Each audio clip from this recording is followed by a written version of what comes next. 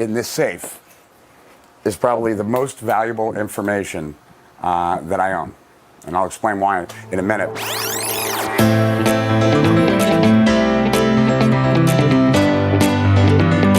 Hi, it's Rich Schefrin, and I'm here at the zenhomedelray.com.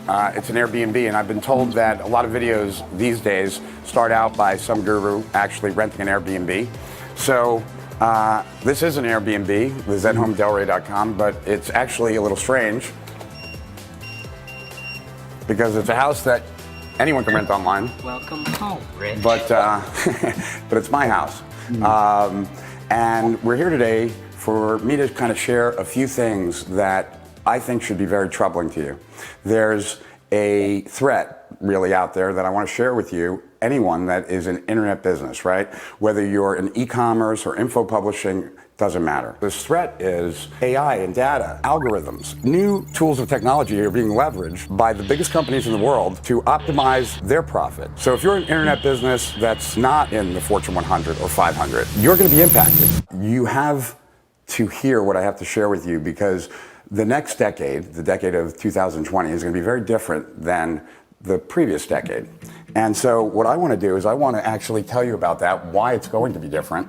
I want to tell you about the problem that you might not even be aware of. And I want to tell you a way to solve it, because that's probably the most important part. So I'm going to actually take you somewhere where I've never taken anyone other than my closest friends. Upstairs is my private office, you'd say, I guess. It's a loft where I do a lot of work. But in order to do that work, what I need is a source of knowledge, you could say. So this is you could say my library in a way. It also represents where all the information kind of comes to me. In the old days, before I had my iPad, all my notes went into books like these, and these cabinets go all the way around. In the safe are my journals. And in here, I not only have every big idea I ever had, every big piece of learning that I ever went through, every big takeaway of every big experience I've had, but what I also have are mementos of my past. So in there is a letter that is $1 billion testimonial. It's from Agora, and it was written by Bill Bonner, and it was thanking me for helping them increase revenues by about 400%. And they asked me to come back because they've had problems with some of the biggest platforms out there. And that's where all of this conversation I've been having with you is leading to. That today, technology is a leverage point. And what's happening is that technology is being leveraged. New kinds of technology like AI and data, algorithms, etc. These new tools of technology are being leveraged by the biggest companies in the world to optimize their profit, to better their business. If you are an entrepreneur, a coach, a marketer, anything like that online, what you have to realize is that these big tech, Silicon Valley, whatever you want to call, FANG is another acronym for them, whatever you want to call them, their game is in opposition to your game. That what I've experienced in every platform out there is that they embrace the little guy at first. They embrace direct response marketing at first. And then over time, as we build the platform, bigger advertisers come in terms of service change. And then the small guy gets pushed out. And I've seen it in every medium since I've been in direct response, and it's not just the internet. On February 19th, 2020, at 7 p.m., I've collected the world's top experts in every element of online marketing, and we're going to broadcast for 24 hours straight. We're going to be broadcasting information that you need to know if you want to win today and thrive and grow tomorrow. This is going to be a very different time, and what it's going to take to win is going to be different. So I invite you to join us, absolutely free, for those 24 hours from February 19th, 2020 at 7 p.m. to February 20th, 2020, 7 p.m. to get as much information that you can get on the strategies that work today, so that you can basically steal my winners, you can steal their winners, you can steal our winners. And when you steal those winners, what you've done is you've protected your business, you've protected your career if you're a marketer, and if you're a coach, you've protected your way of getting clients. So I'll see you on February 19th, 2020 at 7 p.m. Somewhere on this page, there's a button. It'll take you to the next step. I'll see you on that page. And to Higher Profits and Beyond, This is Rich Schriefer, over and out.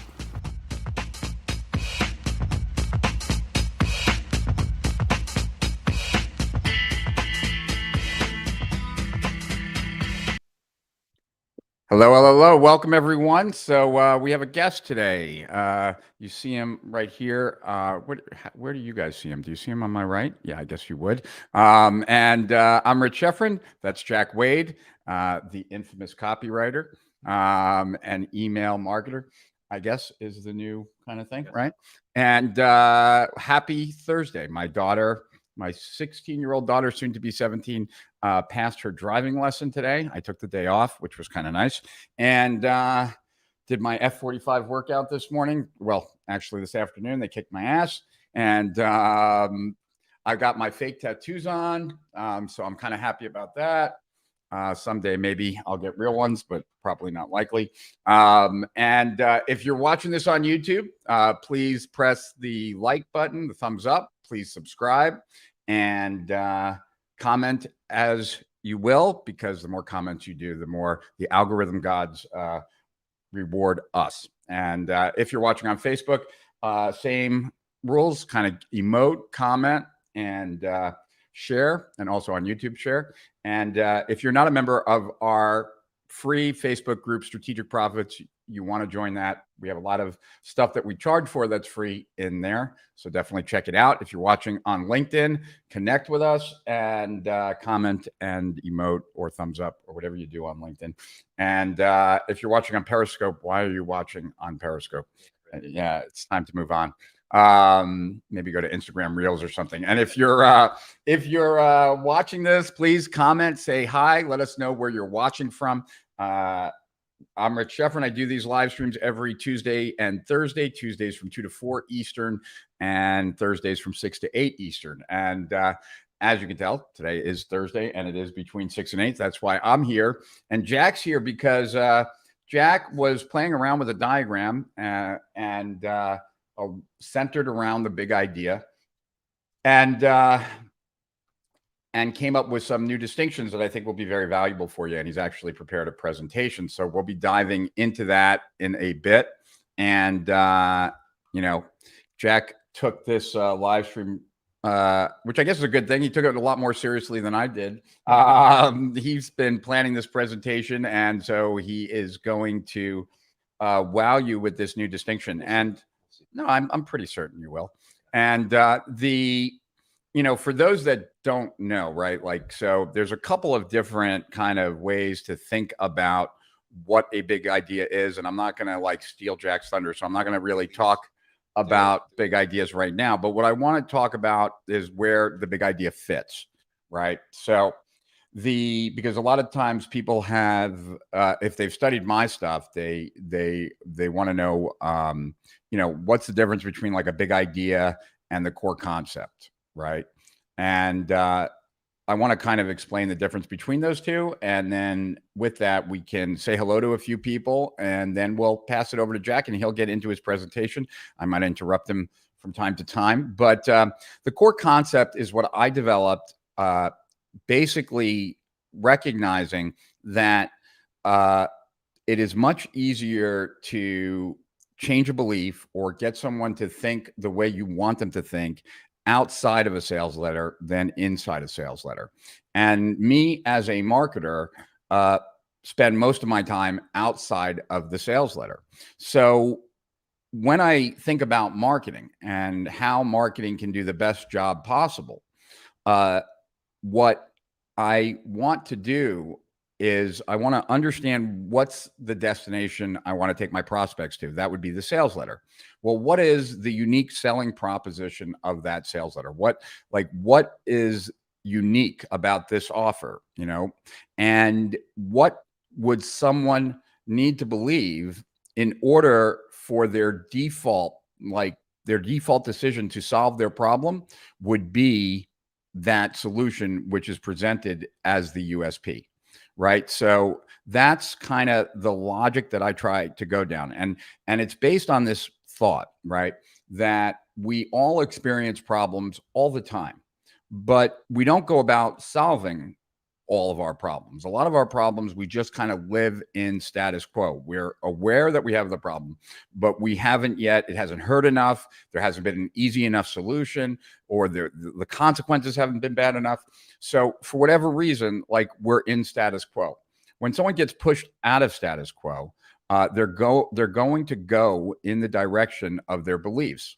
So I know that the sales letter's job is to push someone out of their status quo. I want the right beliefs to be in place before that push happens.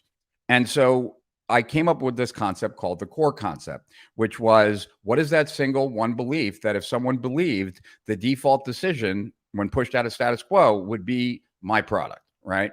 And so, for example, if we look at the USP of the business growth system, my original coaching program, it was the only program that transforms opportunity seekers into strategic entrepreneurs, right?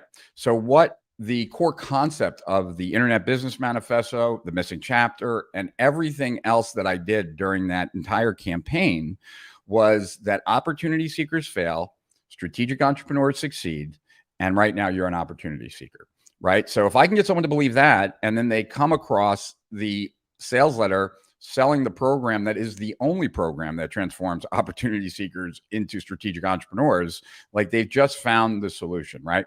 And the reason why I wanted to come up with a core concept, this single one belief, was based on the reports I wrote about attention, that recognizing that attention is the scarcest commodity online, that the likelihood of someone being able to engage with all your marketing messages is pretty slim. They're not going to read all your emails. They're not going to watch all your videos. They're not going to do all the things, right? So if you know that not all of your marketing is going to make its way through to your prospect's brain, then, and you know what this one belief is, right? Then what your job is that in every marketing message, you somehow tie it into that theme. Right? Because, like, you know that if they just believe that one thing, that they will ultimately buy.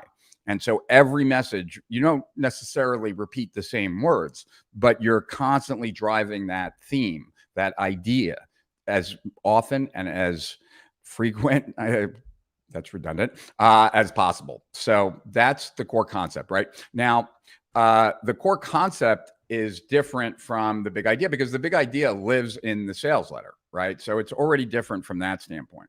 Another difference is, while the big idea has to be sexy, right? A core concept does not need to be sexy, because it is the underlying belief that you're trying to get people to believe. And it might not make any sense, like, in just throwing it out there, whereas a big idea needs to make sense and needs to get the person to want to lean in and learn more. So the big idea, there are more requirements than a core concept, and they're a little bit different. One exists outside of the sales letter. One exists more inside the sales letter. One is more marketing driven. One is more selling driven. And so those are some of the differences, and hopefully that helps. But if you're familiar, just to understand core concepts, and I believe that I posted a 30-page report in the Facebook group on the core concept, and a 20-minute video that I did for, like, the TED equivalent of marketing about a decade ago. So I have those, and they're in the Facebook group Strategic Profits. So if you end up sharing, or when you share this live stream, then please put #shared, and this way we can thank you personally. And I was thinking, well, no, I'll save that for another time. I was thinking about doing a contest, but figure we'll do that. Well, actually, should we have a contest? Like right now? What do you mean? Well, I was thinking of two contests, right? I was thinking of contests for the T-shirt, like for the Disobey Big Tech T-shirt on it, and I was thinking that we could do two contests. We could do one now. We could do one later, and all they have to do for this one or for the next one, right, is post a picture of them looking at us on screen, Mhm. right? And then posting it and tagging us like on Instagram or something like that. Yeah. So that this way, like, and then the second time we do it, it would be with your diagram. All right. So yeah, that's what we'll do. Yeah, let's do it. All right. One or how many? How many? No, we're going to do two. We're going to do one now, right? So here's the deal, right? So this is the t-shirt, right?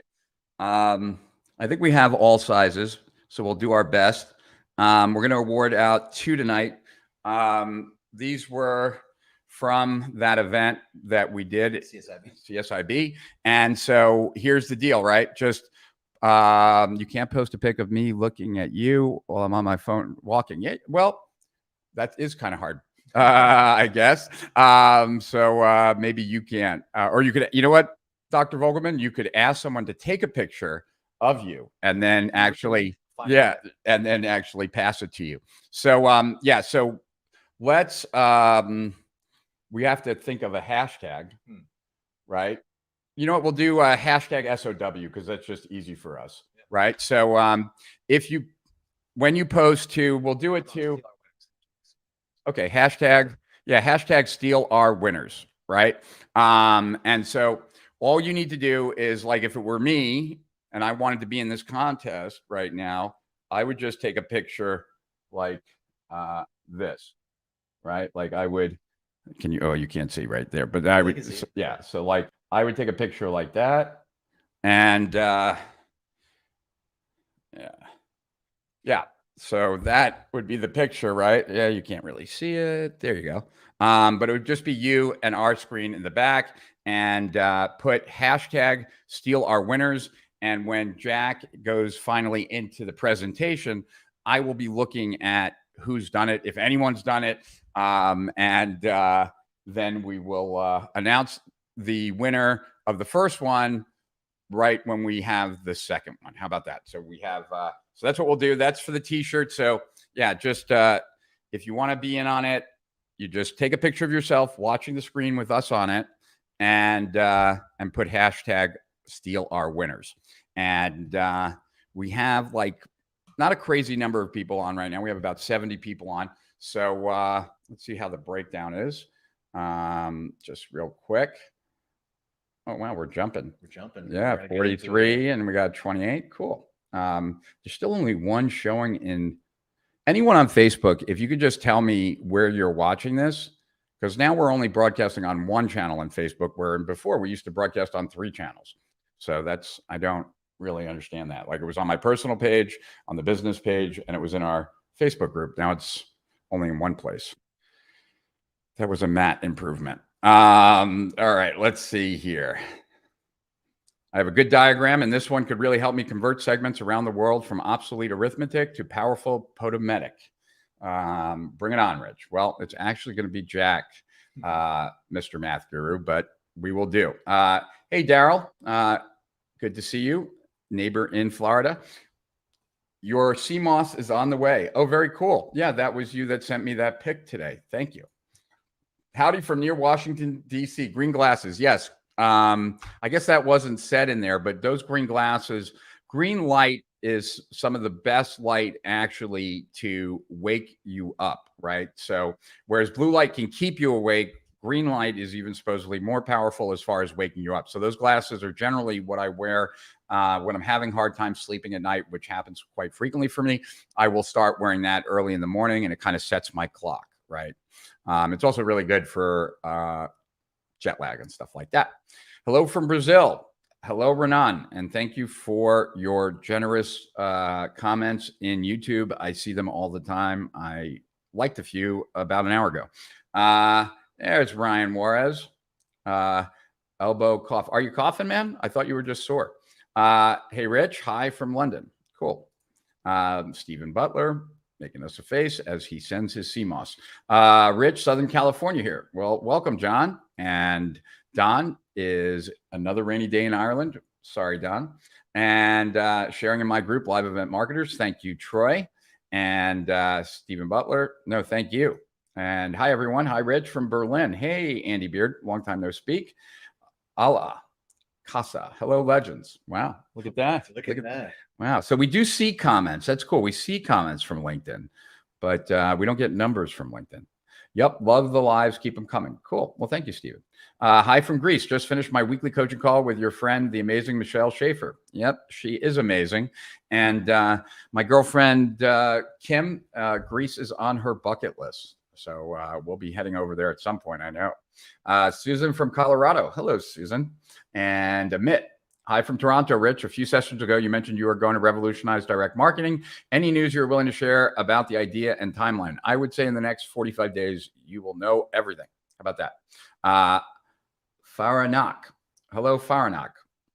And thank you, Renan, for sharing. You're our hero. Hello from the post office here on Coronado Island. Hello, Dr. Vogelman. Hi from New Hampshire, John Paduchek. Hello, John. And USP is far better than USPS. I don't know about that. In the chiropractic profession, the statement of the founder was, get the big idea and all else follows. That's true. So does the core concept need to be more technical?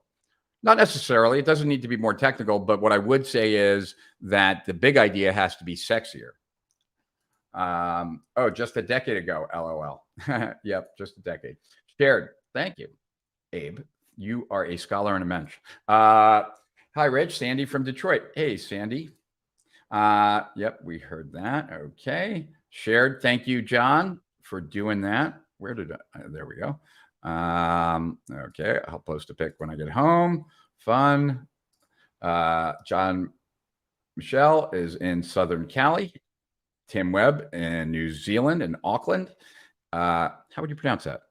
Koi. I'm going to guess. They're on YouTube. Where are you watching YouTube, though? Thank you, Christy. You rock. And Heather Atkinson is watching it on Facebook. But where are you located? In the Caribbean. Nice.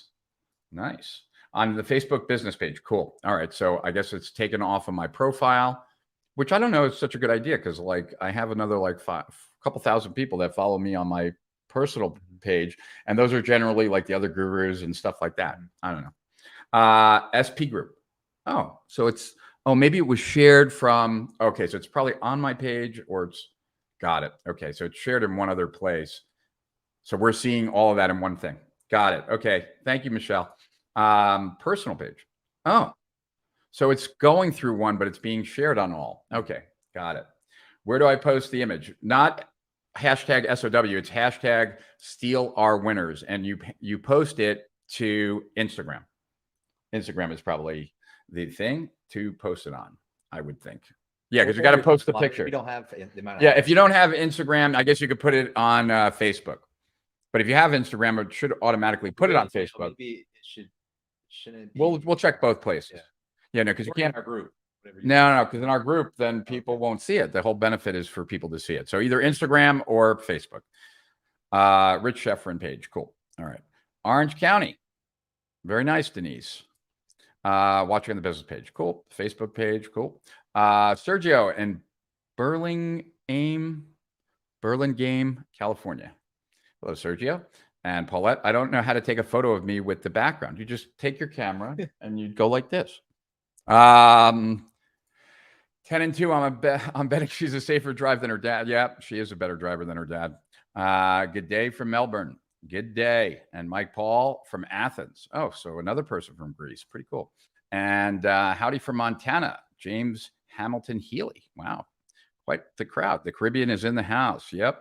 And I shared on Instagram. Yep. You share it on Instagram. Yep. Where are you guys coming to do live events in the Caribbean? Whenever we get the invite. And actually, if you saw the beginning, right, like we're up in that place where I was pointing to, my office. Thank you, Jonathan, for sharing. And hello, Hugo. Long time no speak. What up, my man? And Gianni in Milan. Very cool. And my tweet to you got 255 engagements. Very cool, my friend. And I'm in Bodfish, California. Very cool. All right. So I think we got through all of these. Very cool. And Abe just shared. So you rock, Abe. Thank you for that. And let's see. So we talked about the difference, right? And I have my notes up here about big ideas. And I don't, but like I said, I mean, Jack worked on this presentation quite a bit, so I am going to let him, I'd rather him talk about big ideas first, primarily because I don't want to, I've had to give presentations where lots was said beforehand, and then it kind of felt weird when I came across slides that was stuff covered before the presentation. So with that said, I think we should dive in. I'm going to move the mic closer to Jack. All right. And Let's we're do it. gonna put this on as well. All right. I'm going to let you stand right there. You might as well move a little bit over. All right. Yeah. And I will. I'm going to drag this over here, Cool. and then I'll give you the mouse, Yeah. and we'll do it like that. Yeah. All good. All right. So this is the big idea, maybe visualized. I mean, it is, but we'll see. We'll see how it works out. Are we presenting right now? So if I, Yeah. If you, well, so I just need to click over here. use this one. Yeah. So this, we'll move this over here a little bit. Oops. And this way you'll have it. And then, yeah, there you go. Perfect. You and you can do it. All right. This or this. So first, we'll just go over. I'm pretty sure everyone here probably knows what the big idea is, but we'll just define it real quick using David Ogilvy's definition, which he says, you'll never win fame and fortune unless you have a big idea, because it takes a big idea to attract the attention of consumers and get them to buy your product. And so unless it contains a big idea, it's going to pass like a ship in the night. And so he kind of has 5 questions. First one is, did it make me gasp when I first saw it? Second one is, do I wish I had thought of it myself? Third, is it unique? 4, does it fit the strategy to perfection? And 5, could it be used for 30 years? So the only thing though is What's the only thing? the only thing though is that that's for kind of branding, right? It's a little different because David Ogilvy was on Madison Avenue kind of doing the branding big idea, and a big idea and information marketing and direct response is a little more different. And that's what Mark Ford says. Yeah. So and it has to be a little more than just catchy or suggestive. And Mark says it has to do more. You have to do more to create a big idea, basically in the information marketing industry. And so Mark's definition is that it's instantly comprehended as important, exciting, and beneficial. And it also leads to an inevitable conclusion that makes it easy to sell your product. And so I can't see the next slide.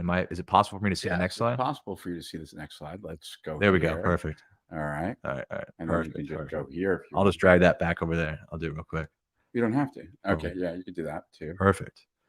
And so if that's the case, it's a little different than what is the simplest method of finding the big idea. Well, one of Rich's favorite methods of finding the big idea, which he told me, and so did Matt Risby, who's my copy chief and managing partner of Strategic Profits. They really like a concept that Joe Schriefer teaches his new copywriters. Joe didn't create the concept, but he does teach it a lot. He does preach it a lot. And that concept is this right here. And so basically, it's the big idea is a combination of these 3 circles right here. And you take your prospect, you take the product, and you take the world, and you combine those things, and that's your big idea. So what you want to do is you want to bridge the gap between the buyers, between the thing you're selling, and then you want to show why it's relevant, topical, or important right now. And when you do that, you've got a big idea. And so to touch on that a little more, let's see here. I think the most complicated part of that is the world, because, everyone knows who their prospect is, probably, if you're a marketer. If you're, you should know who your prospect is. You should know their problems. You should know their frustrations. You should know their desires. You should know all about them, of course. So everyone understands the prospect. And you should know about your product too. I mean, that's your product. You know everything about it, all the benefits, all the features about it. I think the world is a new concept for people when they look at this diagram, and what it means really is the reason why your product is relevant right now. It's the reason why it's topical, why it's important, and it can mean a lot of things. And it's kind of up to you to find some premise in the world that you can use for your big idea, for you to tie in and bridge the gap between all these three circles. So that could be a past, present, or future observation or prediction. An example of that would be the Coalition to Save Internet Business, which is the free shirt that someone might get later. 2 free shirts. Yeah, 2 free shirts. And the big idea behind that was that big tech is coming, you know, and that's a real thing. And it's a present observation, but it's also kind of a future prediction too. That's just only going to get worse. So in our promo for that, we really highlighted that idea, and we sold the product behind it. And we combined all those 3 gaps. So that's one example right there. And it's a really new, exciting angle.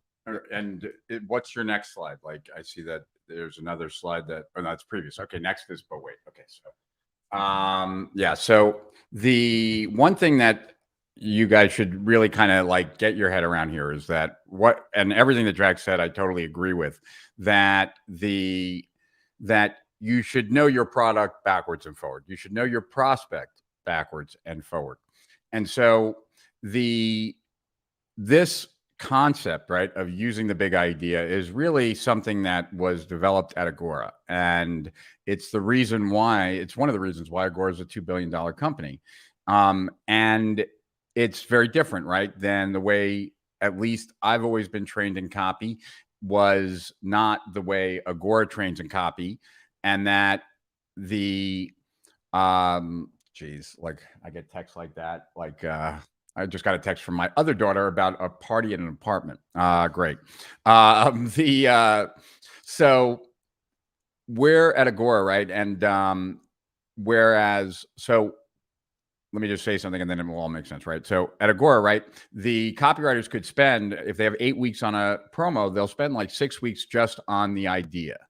And then 2 weeks writing the whole sales copy once they've kind of nailed the idea. Now, why is the big idea so important at Agora, right? It's important at Agora because Agora primarily is either in health or financial. We'll talk about financial specifically here. There's only like X number of ways to make money in the stock market. And when you're creating like a promo a day, you're going to like cycle through those 30 different ways to make money in the stock market quite often, right?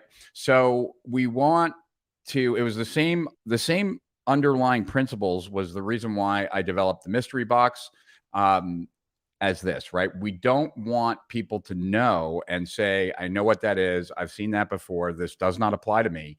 And all of those can only come when you're focused on the product, right? So when you focus on the product, you get answers like, this does not apply to me, or I know what this is and it won't work, or I already have this, or I've seen this before, or I don't think this will work for me, or something like that, right? And generally they're not that exciting either. So you have this like mental opt-out that you're trying to avoid. And mental opt-out is huge. Like if you ever think about like when you're looking at a newspaper or a magazine, or even looking at ads like in your feed, but those are more personalized. But if you're looking at a newspaper or a magazine, you don't spend much time looking at many of the ads. You quickly go past many of them. And the way you do that is that you tell yourself, this is not applicable to me, right? Like, oh, this is for women's perfume. Boom. This is for kids, not, whatever, right? So you're constantly doing that. This avoids that, right? And so what we are looking for is anything in the world that can create something that is interesting, something that is exciting, and that ties together the prospect to the product, right? So when, for example, I'm just going to give you some examples. These are not necessarily big ideas, but like where things that would reside in the world section, right? So when I wrote in the Internet Business Manifesto about the natural evolution of every industry, right? And how that, in the beginning, it's the Wild West days. And then the people that kind of treat their things like businesses in the Wild West days are the ones that are left over when we get out of the Wild West days, and things kind of grow from there. And I talked about the railroad industry and the newspaper industry and a bunch of industries where, like in Manhattan, there used to be, or in New York, there used to be like 180 daily newspapers. There's now 3. But that time where there was 180, a lot of them made money. They were smaller. It was that evolutionary process. And I was kind of making the same argument that the internet is doing that too, right? I was using the world to make the case that they needed to get more serious about business, my business coaching program, right? Because of who they were, the prospect. So that would be a way of leveraging the world. Or when I wrote the attention age doctrines, right? I was talking about how attention was becoming the scarcest commodity online, that there were going to be implications of that. And those implications would impact the way you market. And I'm selling a marketing course. So I'm talking to marketers. I'm saying that in the world, attention is becoming more scarce. That is going to impact your job as a marketer, the prospect, right? The product is, a product that is designed to, deliver marketing strategies in an attention scarce environment, right? So I'm just giving you examples here of the world, because really, if you think about it, this is where you'll always be able to find new, interesting, and unique ideas about that will foster a higher sales rate for your stuff, right? So, for example, an offer right now on about Facebook ads and getting them to work today takes advantage of the fact that what's going on in the world, right, is the fact that the cookies, iOS 15, 14, right, these issues are coming up and they're messing up people's Facebook, campaigns, Facebook tracking, stuff like that, right? We all know that this is going on. That's something that's happening in the world right now. And, many different people can leverage that in some way if they sell anything related to advertising, related to tracking, related to marketing, right? And that's very top of mind, because when you tap into things that are currently happening in the world, you have a higher chance of that actually being something that resonates with your prospects because it's timely. And so I just wanted to break this down a little bit more as far as sort of give you a better appreciation. Because, when I was being trained, this is the way it was explained to me, which was kind of funny because the diagram I showed you was way before, I developed that diagram way before I saw this diagram. Even this one from Joe, because I taught the, report writing workshop back in 2012, right? And I didn't meet Joe until 2016 or 17. So I did a diagram that's a little bit different, and it's about writing reports, which I'll show you some other time. But I think that where a lot of people miss the boat and where a lot of copywriting programs don't get a lot into is the section about the world, right? Generally, they're talking about the product and the prospect, and that's all they're talking about. What allows for an indirect lead is also bringing in the world, right? When you're contained to just the product and the prospect, more often than not, it's going to be relatively direct because you're either calling out to the prospect or you're talking about the product. When you are talking about a big idea from the world that ties the product in and the prospect together, right, you have something that can be indirect. And when it's indirect, it has the potential to be more powerful because people are not coming in as guarded. So let's just see what some people had to say, and then we'll hand it back to you, and you will take back over. So let's see here. Priya and Israel said hi. Hello, Priya. And Christy said, watching for the Facebook page. Okay, my fan page. This is so good, says Allah. Well, thank you, Allah. I love this idea, the coalition to save the net. It's brilliant. Thanks. Photos shared on Twitter, Instagram, and Facebook. Very cool, guys. Keep don't let Jonathan just get it because he's the only one that did it. Anyone else who's posted, let us know. For someone that can't afford to buy every single product to promote, then how can you get around to promote? Could just be enough by using a research market obtained by forums, Facebook groups, etc. Oh, are you talking about as an affiliate? I'm not really sure what you're talking about. You got to ask your question in a different way. And with that, let's hand it back to Jack. And there you go. And I'll butt in again shortly. All right. So before I go further, I'll just recap kind of where we've been so far. Not that we just so everyone's aware, you're going to get quizzed here pretty soon. So just remember, product prospect world. When you're able to bridge the gap between those things, you've got a big idea on your hands. All right. So this is what Rich showed me.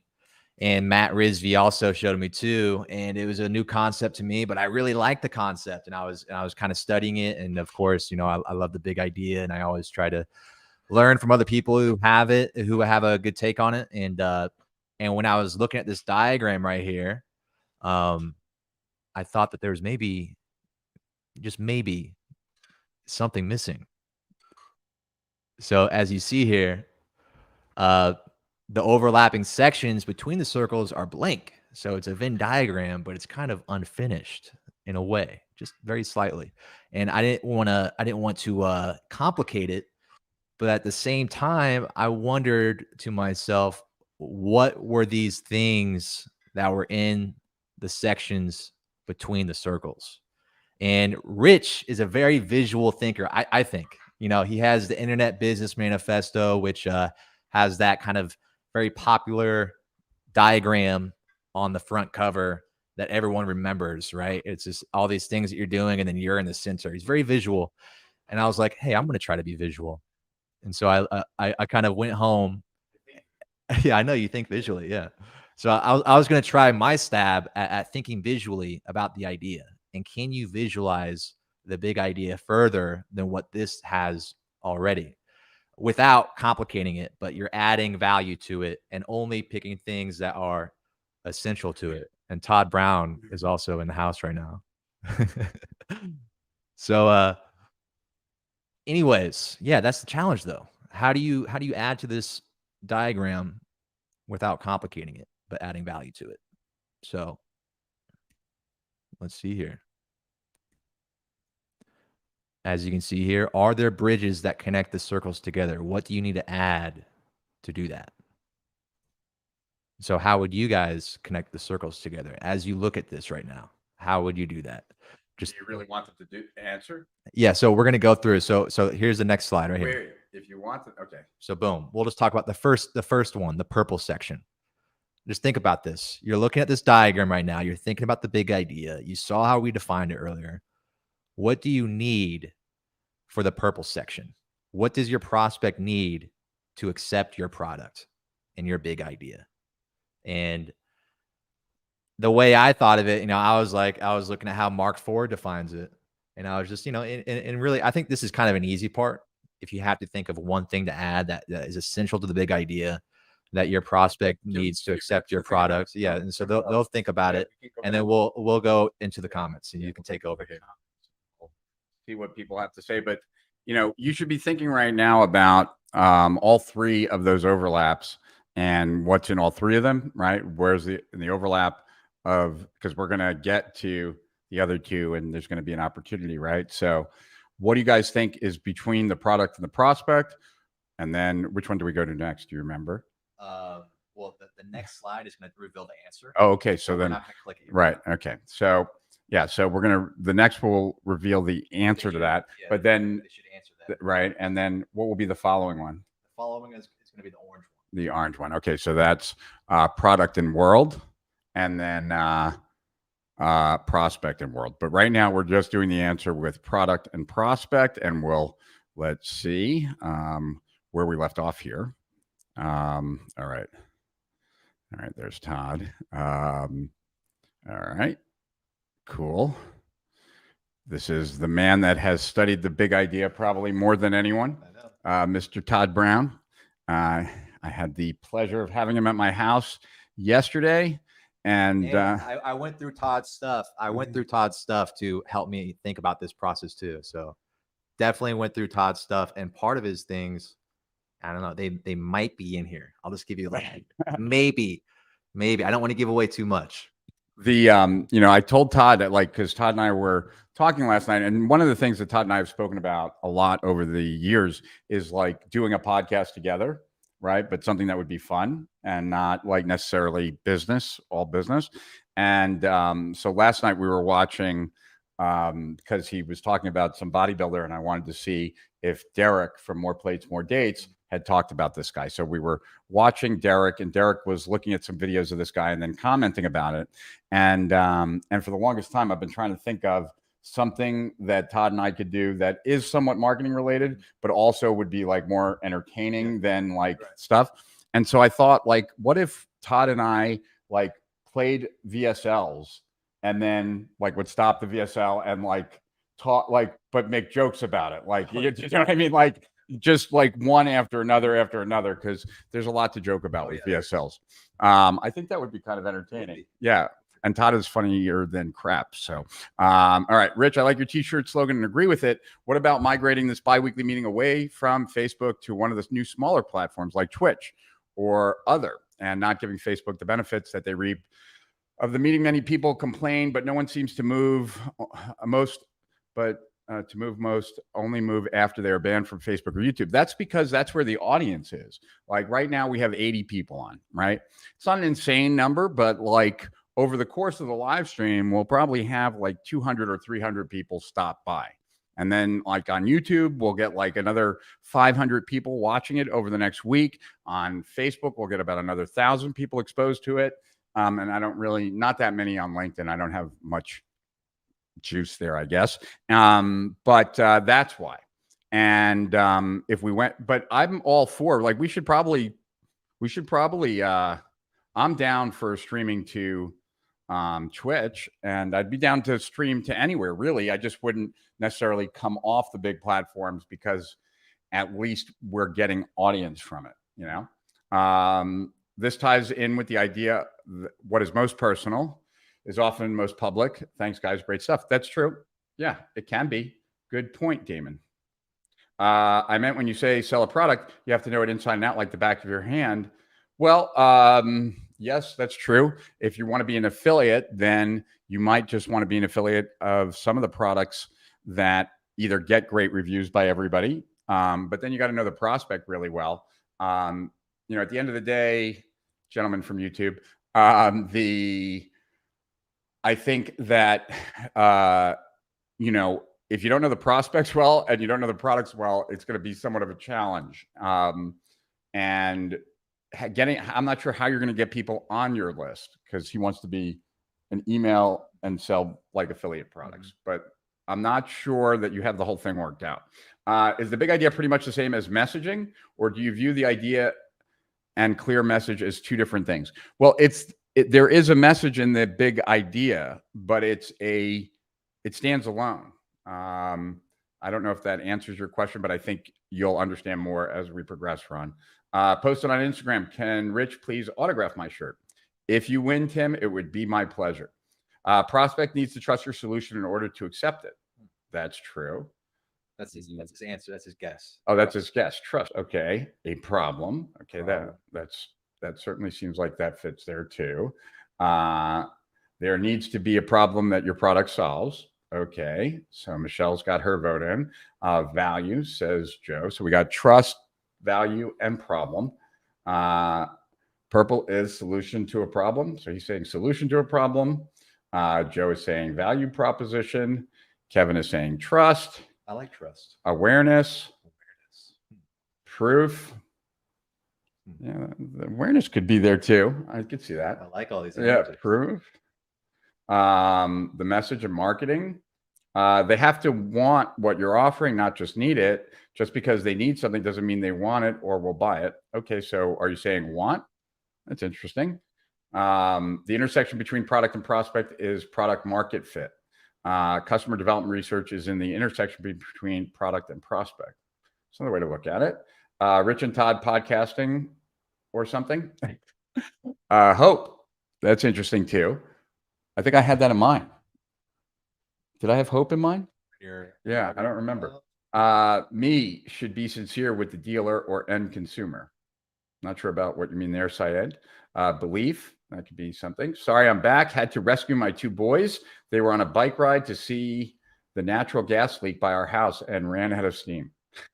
As a different solution that could help, I just tweeted a brand new big idea because of you, Jack. Thank you. So there you go.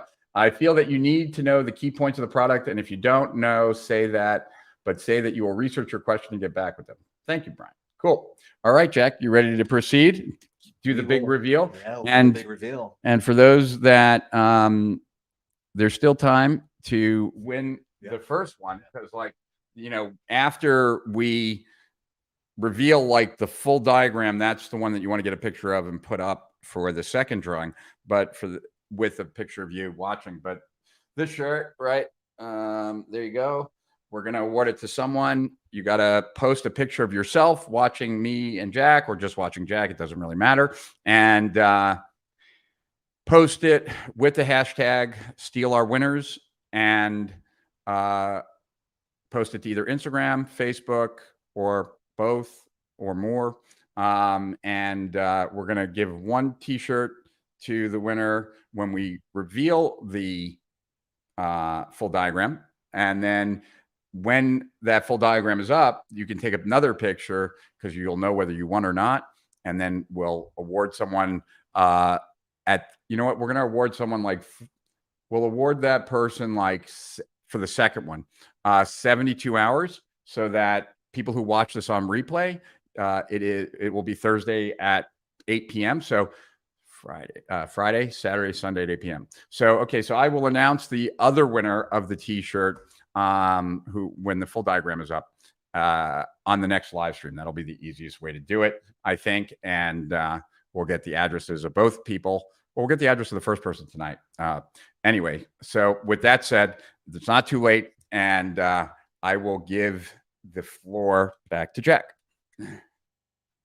All right, a lot of answers there, and good answers too. I like all of them. No one said what I came up with, though. I don't think I saw it in there, but they're all very close. And what I came up with, let's see here.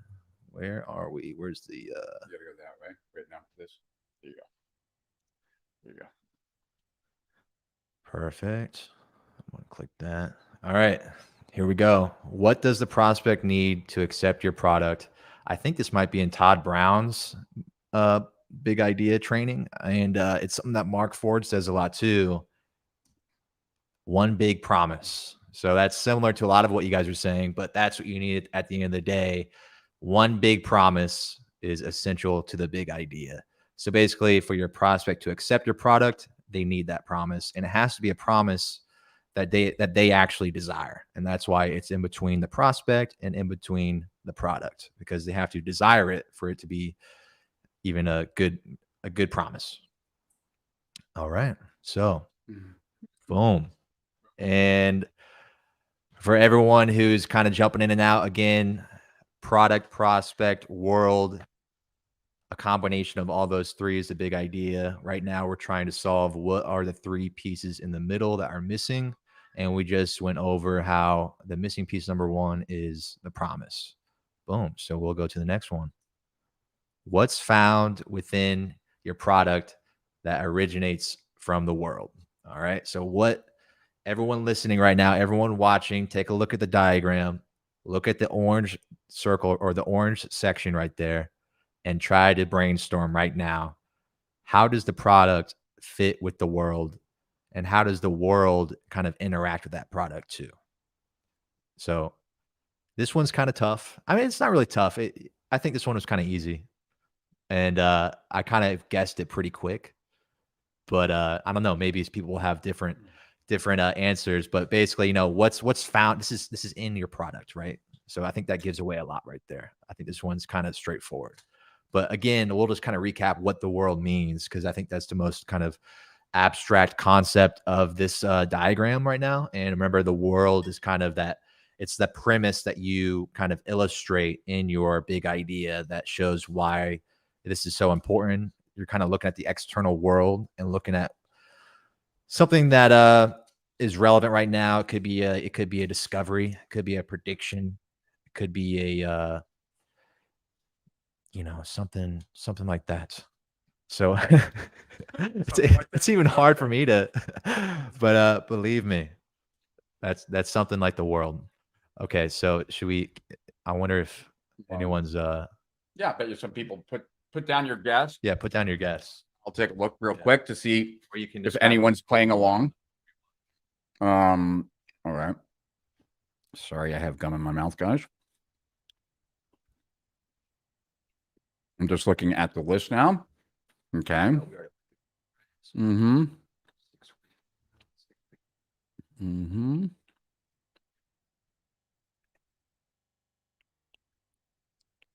Whoa. Okay. Let's see now. Okay. Okay. Acceptance, because it equals no objections. Okay. Was that still with the? Okay. Yeah, those are the first ones. Okay. Worldwide countries keep changing math education. Worldwide students fear and fail math. Connect the dots. British math. Yeah, that's his big idea. God love you, Rich. Sounds like you are giving away a car. Well, these are very limited edition T-shirts. Like, I mean, how often is it possible to get a T-shirt with my face on it? I think it's the only T-shirt with my face on it, and signed and disobey big tech. I mean, who still loves big tech out there? I don't think anyone. Unique value proposition. A promise with unique mechanism. Okay, so that was okay. What's in the green overlap? We haven't gotten to that, Ted. We're talking about the orange. Solution, problem, unique proposition, unique mechanism. Gene Schwartz and Todd Brown. Relief pain or gain something. Need. What is the need? Future. One big problem. Orange equals benefit. Freedom to live life on your own terms. Solution. Not me. You can easily pitch us right now and make $1 million. Literally. That's coming. There's no pitch. No, there's no high ticket. Yeah. Go ahead. Is that everyone? That is. All right. Is that okay? Wow. Well, some people guessed it. Some people got it right. So, what is found within your product that originates from the world?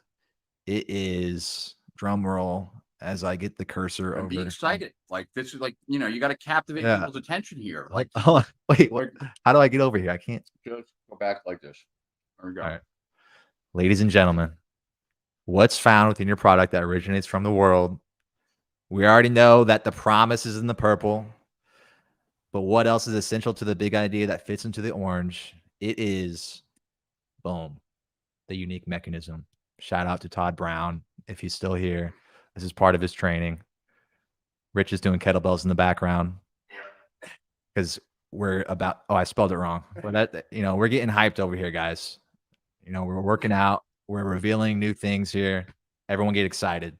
So I'm going to explain this a little bit because it's kind of, like I said, it's kind of obvious, but an example, right? So like I said, the mechanism spawns from the world that you illustrate. So here's an example. I think this is like the easiest example. Let's say you have a health promotion, right? Kind of an aggressive health promotion. And your world, just imagine like a health promo, and it's basically like these people go out and they discover this ancient. No, I'm just describing the world. So like these people go out, and the whole big idea behind this promotion is how these people go out and they discover this ancient health secret in, like, I don't know, the Aztecs, right?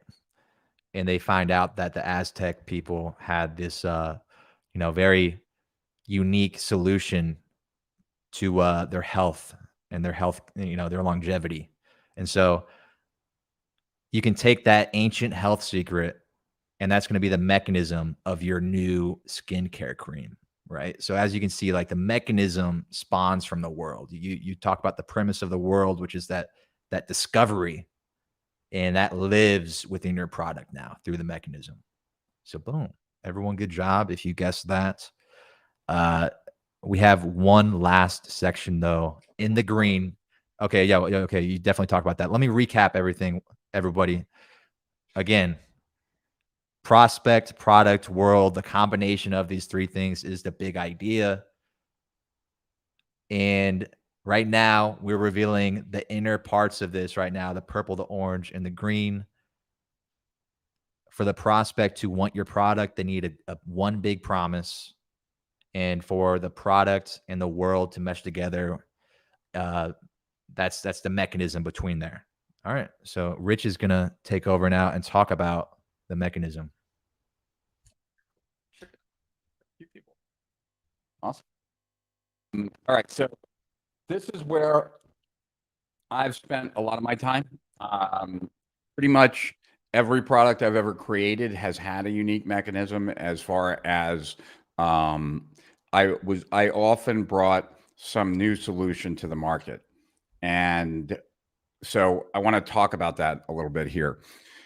So, you know, what Gene Schwartz talks about, I'm not going to summarize all of Gene Schwartz, and I'm probably not the best person to do it, but I do have my notes in the Facebook group, and I've been told by many people that those notes are the best notes they've ever seen on breakthrough advertising. In fact, Brian Kurtz wanted to publish it in his book, in the breakthrough advertising book, and I was like, maybe not. Anyway, so let's talk about it. So my belief is that when you come up with a unique mechanism, what you're doing is you're now erasing all the past failures that prospect might have had, because they could not have failed with this new method, because this is new, a unique mechanism. It's a unique new way to get the outcome, right? So most prospects, at least in most areas of information, right, and info publishing, especially as it relates to consumers or even somewhat B2C, in the sense of not B2C, B2B, continuous problems like ongoing frustrations, those kinds of things. You know, like, for example, let's just look at procrastination, but you can apply this to a lot of things. Odds are, is if you sell a procrastination product, the people buying your product did not all like enter into the market looking for a procrastination product yesterday, which means that many people had bought things to overcome procrastination in the past, and yet they're still procrastinating.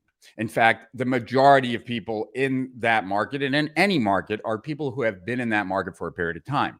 And for those of you who kind of have been on these live streams, you've heard me talk about this one book called Change or Die, which was written by a famous doctor, talking about when people are given the choice between you either change or you're going to die, 90% of the people do not change. So therefore, right, change is hard. And a lot of the people that you are selling to or marketing to have tried to solve this problem, erase this conflict before. And so there has to be something, if someone has experienced trying to get a solution and has not solved it, there has to be something, in my opinion, in the marketing and in the sales material that explains away why they failed in the past. And not just saying it's not your fault, but that you, like, the ideal scenario is to give the prospect the epiphany that it's not their fault. Not that you have to say it, but they think it based on what the unique mechanism is, right? So the way I've always developed unique mechanisms is by doing a root cause analysis. And so the unique mechanism that I brought to the market would be a new, deeper problem that described many of the current problems as symptoms of this deeper problem. And so that, which we can get into probably at a different live stream, because I've created a diagram, not this diagram, but I created a diagram on what it takes to create a disease, and like, you know, from the mental aspect, because what I do is very similar to the experience I had with ADD as far as reading books about it, and then also helping certain doctors in positioning themselves in the ADD world when realizing that all ADD is a deeper cause that has recategorized a bunch of problems as symptoms of ADD. And so I've done exactly that as it related to opportunity seeking, as it related to attention, as it related to theory of constraints, and a bunch of things. That's why I often tell people, I think I'm one of the best in the world at selling things that people don't think they want, but I don't even rank in the top 10,000 of selling things that people already know they want, because I've never spent much time selling any of those things, right? And so Steal Our Winners is really the first thing that I've ever created where, like, when it's explained, people are interested right from the get-go. But up until now, everything I've ever sold have been stuff that really relied on a unique mechanism and therefore relied on a bunch of marketing so that people could understand how this unique mechanism worked. So by the time they got to the sales letter, they were already convinced. So anyway, that's the unique mechanism. You know, at a very like superficial level, right? Like there's always some new way to lose weight, right? Whether it's a Kai berry like a couple years ago, or I don't even know what the thing is right now, but there's always something, right? And that something is the new, like, is the unique mechanism of the moment. Like P90X. So Like P90X was a long time ago, though, right? Right. Yeah, that's the unique mechanism. It's a reason why. So I hope that makes sense for people, that what we're trying to do here is really have a new reason for getting the outcome. That new reason, then, what that allows you to do is move away from increasing claims. At least that's from Gene Schwartz, that when the claims get ridiculous, because people will compete with claims, right? The market resets by someone bringing in a new mechanism. And that's a new way to get believability and to move the focus away from the claim and move it towards the way to achieve the claim. And so that's, you know, unique mechanism is a phrase that Gene Schwartz, I think he was the first one to coin it. And the breakthrough advertising is the basis of the way I market. And so, you know, the unique mechanism came from there for me. And here it is in this diagram. So I used it for different purposes because I wasn't developing big ideas. But nonetheless, it's very valuable in any product, especially when it comes time to marketing and selling it. So anyway, there you go. All right. That's missing piece number 2. A lot of people got that one. That's good. And again, product prospect world is the big idea. What are the 3 missing pieces? We went through 1 and 2. And let's see here. Big promise. And then we got the mechanism. So that leaves the last one, everyone. In the green. Everyone listening right now, everyone watching, look at the diagram here. We need your input right now. What is the last missing piece of the big idea diagram in front of you? And what must you give your prospect so they accept the premise that you illustrate in the world? This one's kind of confusing. I tried to write that sentence in the best way possible. I hope it's not too confusing. But basically, like we said, the world is the external world. What's going on outside? What's going on right now? What's the reason why people should pay attention? Why is this important right now? It could be a discovery. It could be a misconception is a big thing. Like what everyone thinks this thing, but really that's the wrong thing. They should be doing this. That's the world. And so what do you need to give the prospect so they understand that world that you illustrate? Everyone put in your answer now. What are you going to put inside the green? Just imagine yourself, you have to write a sales letter in 1 week and you got to fill in that green right now. The clock's ticking. What's it going to be? What's it going to be? All right. Well, we'll start going through I'll just click it right there. Yep. I'll let you do it. No, you can do it. Okay. Okay. But go Check back it. up. Okay. Yeah. So everyone put in their answers right now. What's the green? What is the green? Which ones did we leave off of? Tell you. you know, Mm-hmm. go down a little bit now. All right, I think like right here, like I said first, I think. All right, Giancarlo says he was first on the last one. He said he got mechanism first. If so, good job, Giancarlo. So out of the 76 people, we have 3 people that have posted. There's Mhm. still time. Yeah, 3 people. Guys, we're giving away the T-shirt right here too. It says this is a really valuable T-shirt right here. As expensive as a car, Rich says. You could be right. You know, you could sell us on eBay and we'll see how much you get. It's a rare T-shirt. He'll sign it for you if you want. And then we also have the big idea diagram here. So what's in the green? We'll go to the next comment. Got it first. Close to the Aztecs. That's cool.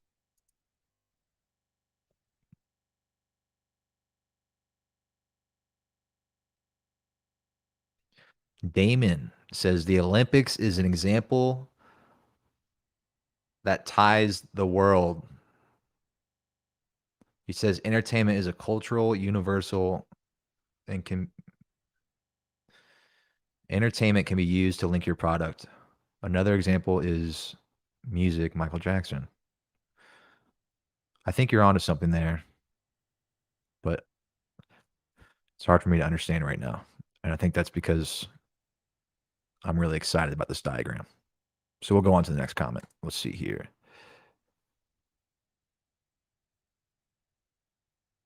The need to make more money. Is that for the green? Interesting. Renan says Rich is not only the business go-to man, but also a live stream coach. Yeah. Bring up that energy, man. Gary says purple is desire, orange is accessibility, and green is need. All right, let me think about that. Purple is desire. Okay, orange is accessibility, and green is need. Could be. You know, everyone thinks about this differently. This is kind of just how I came up with it. You know, I'm always curious what everyone else thinks. Could the unique mechanism be like the flywheel effect discovered and codified by Jim Collins in Good to Great?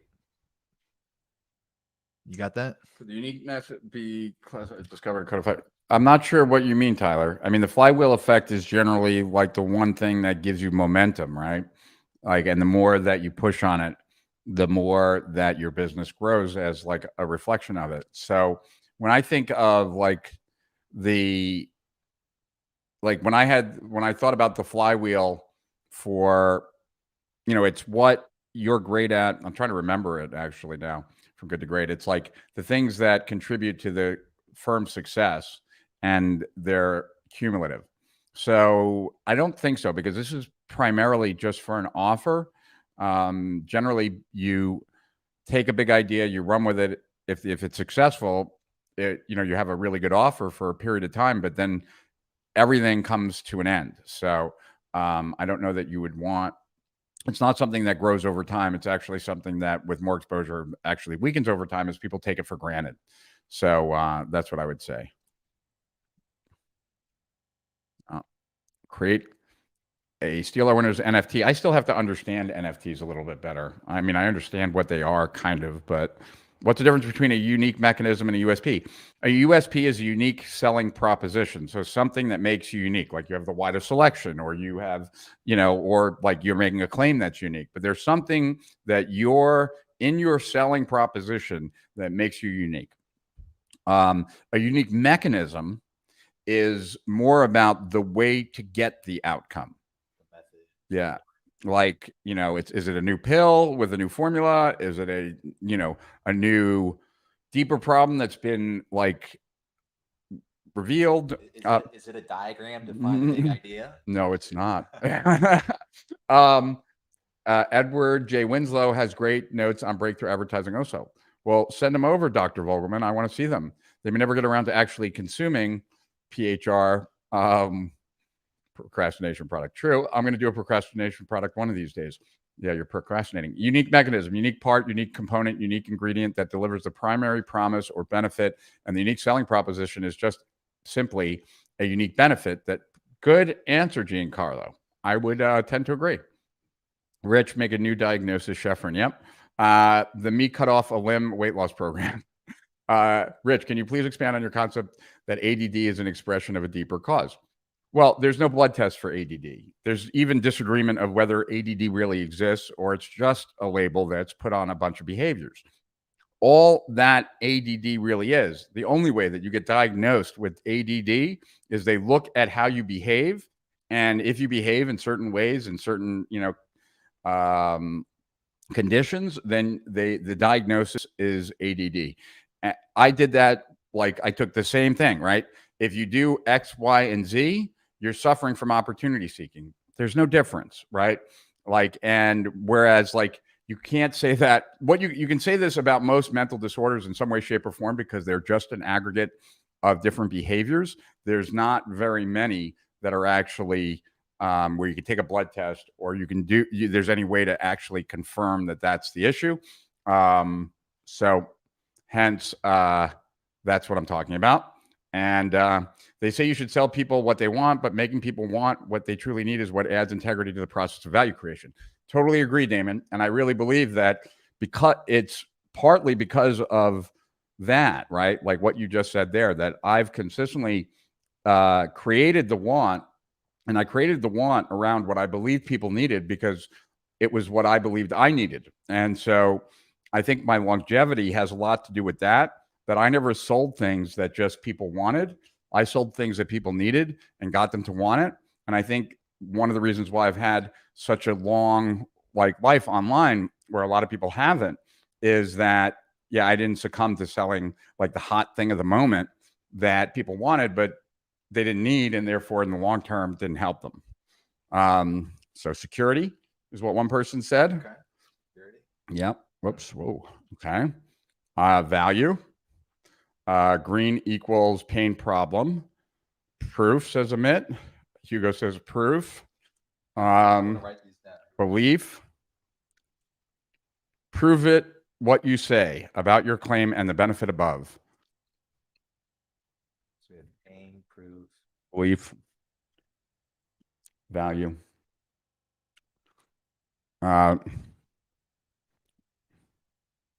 My shirt. Proof. What they want and think they must have. What they want and think they must have. So want. Okay.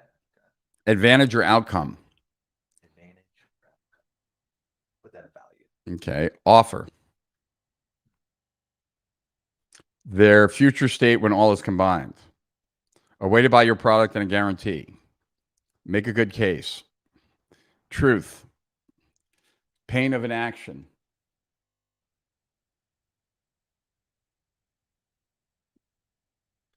And what? Pain of inaction. Pain of inaction. Like, Yeah. future regret. All right. That they can get or achieve the result they want. What am I supposed to post? You're supposed to post, Ron, a picture of you. We haven't put the last one yet, so you can still get it in. A picture of you watching the screen right now. And so you would take a picture like this, Ron, just like this, a selfie. And then you would post it to Facebook or Instagram and do hashtag steal our winners, all as one word. And I see 3 in Instagram. I haven't looked in Facebook yet. And I added you 3 to my story. So that's what you're supposed to post, Ron. Process. I'm sorry to say that I don't like the t-shirt design. I am sorry that you say that. Chris will not be joining us on any more live streams. Just kidding, Chris. I'm already planning my photo wearing the t-shirt. Cool. You have to add value for them. So value, you got that. Desire, you have that. Proof, solid marketing argument. Give the prospect a demonstration in some form that their promise will be fulfilled. New beliefs. You have beliefs, right? Yeah. Action. Yes, essentially for allowing employees to work on the biz instead of in the biz, proactive versus reactive. Yeah, it wouldn't be this, Tyler. It would be something totally different. Like number of new offers generated times, like it would be something more that drives the business forward. I guess, yeah. I mean, developing big ideas, maybe, but could be, but it's a little bit of a stretch niche. Okay, thank you. You're welcome, Tyler. The explanation of how to get started to using the mechanisms to achieve the promise. Green is pain/problem. I think that ADD is actually a vivid imagination, a way to make money. The pain experienced by the ideal prospect. I recently got serious about my ADD over the last 6 months, and I'm startled at how much more serious it actually is, and how much more it has affected my life. What books do you recommend? Well, you should probably read the books by John Rady. He was my doctor for a while. His wife, Nancy Rady, or his ex-wife, Nancy Rady, was my coach for a while. Actually, I really thrived when Nancy was my coach. That's when I wrote the manifesto. She wrote a book called The Disorganized Mind. Really good book as well. I've read some other books. Maybe one of these, I'll do a live stream on ADD. It's not going to be anytime soon because I'd have to review all my notes. I mean, it is serious. There's no question about it. But it can be managed, and when managed well, it can be a superpower. So Jay has it. I have it. Most of the internet gurus have it, etc. The word diagnosis comes from the word D, meaning two, and agnosia, which is a state of not knowing. So you have two people who do not know what the hell is going on, both the doctor and the patient. Balls. Is it balls? That's it. Yeah. Ball one. You got it right. Rich, FYI, use SOW, not steal our winners. Okay. It'll count for this time, so I will check that. What's changing? I don't know. That's her. Oh. Her guess. I like that photo, Dorina. What's Kind of an interesting photo there. It's like talk about like the paradigm shift. Yeah. Like what's the shift? Yeah, no, I know you were referring to the flywheel effect in the world. Oh, what's changing in the world? Yeah. Okay. Driven to distraction. Yeah, driven to distraction was the first one that John Rady. I can't even say what I was thinking. My wife says I snore. Any comments? I believe her. All right. That's my comment on that. All right. So It's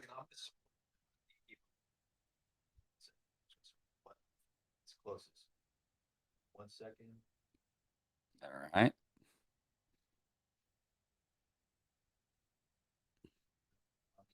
And so let's see what else is new and exciting. I'm sorry. We're good. All right. So I'm handing it back to Jack, and let's see what the final answer is. Right. All right. What is in the green? What must you give your prospect so they accept the premise of the world that you illustrate? I like all the answers. They're pretty, no one guessed the exact term that I used, but some people got kind of close. And so I'm looking at the list of what people were saying right here. And I'm going to mention who the terms that were the closest that will maybe be kind of involved in this green section. Someone said, "What's changing?" That's kind of similar. I kind of like that. You kind of have to describe what's changing in this world that you're illustrating. I kind of like that. That's pretty close. Someone mentioned argument. That argument should go in the green. That's pretty close too. It's kind of very similar. Someone mentioned belief. That has to do with it too. It has a little bit to do with belief, the green. Another one that's pretty close is, let's see here. Make a case. That's pretty close too. And so I want to go over some that aren't the reason why I didn't pick. So some people said pain, like what's the pain or what's the problem or something like that. And the reason why I didn't put pain or problem there is because in my opinion, the pain and the problem already lives inside of the prospect circle. So when you look at your prospect, you should think about who they are. And you should already be thinking about like all the pain, all the problems, all the hopes and dreams and stuff that they have. That already lives inside of the prospect circle. So that's the reason why it's kind of think about if that's the case, if all those things live inside the prospect circle, maybe you can take you can kind of see why I'm leaning towards the other answers. So let's see here. Here is the answer, everybody. What is in the green? It is 1 second. Rich, how do I do this? Because it's over there. Oh, okay. Yeah. Okay, here we go. All right, the green is epiphany. All right, no one used that word, but there's a reason why I used it. And so, like I said there, it's for your prospect to accept the premise of the world, you have to induce an epiphany so they realize the new truth that you're kind of presenting them. So it's very similar to the argument, right, that someone said. It's very similar to what's changing, like someone said that too. You need to think about how you can get them to accept this this whole premise, this whole argument for your product eventually. So for them to do that, you have to kind of shift their beliefs, and you have to kind of look at where they're at now and what their current beliefs are and what their problems are. And like, yeah, someone said aha moment. Exactly. You have to give them an aha moment. And that's a whole process. That is someone said an argument, that it's going to take an argument. It's going to take you looking at their problems and thinking about who the prospect is and what their biggest issue is. And sometimes it's going to take you shifting their beliefs so they finally accept your solution. Anything you want to touch on that? And then I'm going to go over a process that Sean Vossler uses to kind of explain the epiphany too. But maybe Rich wants to say something. Yeah, so a couple things. One, I found 4 different people that had posted. So what we're going to do is actually for those 4, if you post another one with this, you'll all win. So how about that? And I will pick 1/5 winner who does this over the next, I guess it's like 96 hours or something like that, until Tuesday. Tuesday night, I will award the last t-shirt, but you 4, those 4 are, let's see, we have Ben R. Denny. We have Les Nisbet. We have Jonathan J. Crabtree. And I forget who posted to Facebook, but whoever posted to Facebook, I also have your picture. If you're in my story in Instagram, you have won. So we have 4 t-shirts going out, and there will be a 5th one too. And I want to talk to you about epiphanies for a second. I've done a lot of research on epiphanies, primarily because I've been thinking about epiphanies since 2006 when I started writing reports, because every one of my reports was designed to give someone an epiphany. Generally, it would be an epiphany about their problem, that there was a deeper cause. And I want you to think about for a second, like when you get an epiphany, how it feels. There's a mental charge. There's actually a connection, a new connection is being made in your brain. That's what is going on. There's a surge of dopamine and serotonin. It feels good. Right? Like you just felt like you figured something out. That's when the aha, right? So like with that thought, what I've often thought about is a conversation that Mark Ford and I had one night late at a cigar bar where we both like to come up with theories, right? Like we're kind of, there are people who just tell me what to do and I'll do it.